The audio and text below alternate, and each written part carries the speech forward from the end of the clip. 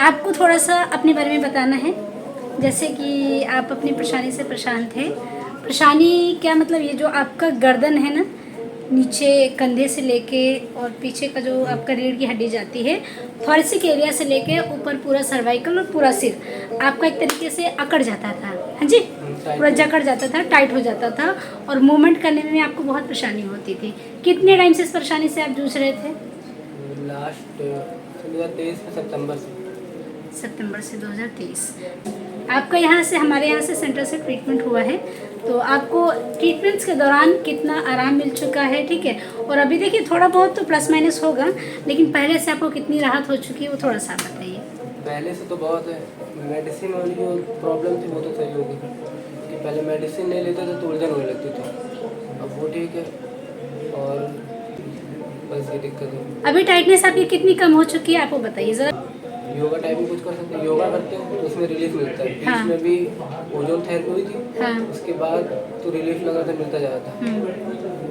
Doctor ने कहा था, पूछा कि गर्दन की भी एक्सरसाइज कर सकते हैं, तो उसकी बस ऐसे ऐसे एक बार घुमाई थी, उसके बाद से टाइटनेस होने लगी। अच्छा, गर्दन जब आपने घुमाई थी बीच में थोड़ा बहुत? ऐसे ऐसे ये अप और नीचे करी थी, ऐसे ऐसे कोई दिक्कत नहीं थी। जब घुमाई थी उसके बाद से टाइटनेस लगी, और टाइटनेस ये ऐसे लगती है यहाँ तक, अब ये किनारे नहीं लगती थी। अच्छा, अब साइड की बिल्कुल ठीक हो गई है टाइटनेस आपकी? साइड में इतनी नहीं आती। ठीक है। अच्छा, कोई दवाई तो नहीं चल रही है आपकी? नहीं, दवाई कोई नहीं। दवाइयाँ आपकी सारी बंद हो चुकी हैं? पहले कितनी दवाई खाते थे आप ज़रा बताइए।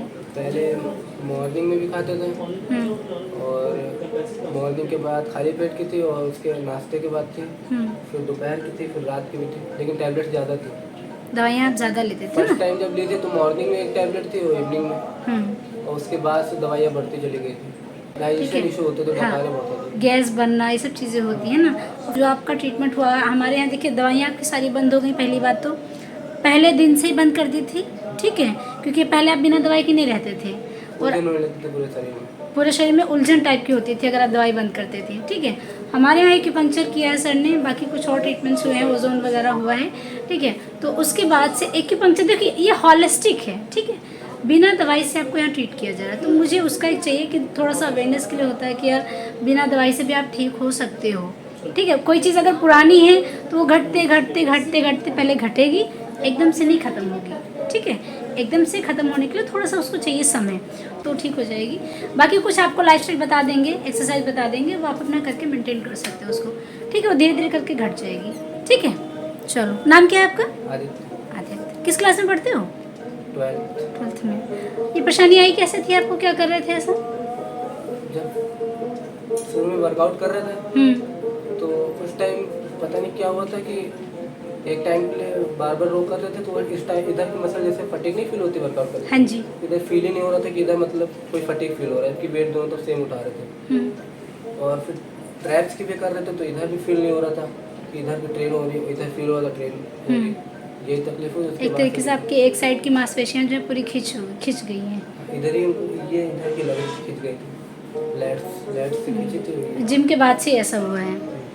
भाई ध्यान रखो थोड़ा सा, ठीक है। जिम में चीज़ें यंग एज में बच्चों के लिए नहीं बनी हैं, ठीक है। फिर अगर आप ले भी रहे हो तो फिर ट्रेनर आपका अच्छा होना चाहिए। कोई चीज़ ऐसी है जो मास क्या है, बॉडी बनानी होती है, बॉडी बनाने के लिए कर रहे थे? Power lifting. हाँ, पावर लिफ्टिंग बॉडी बनाने के लिए। ध्यान रखो, ठीक है। शरीर से बढ़ के कुछ नहीं है, ठीक है। लापरवाही बिल्कुल नहीं। बाकी जैसा भी होता है सर आपको गाइड करेंगे, ठीक है। Thank you.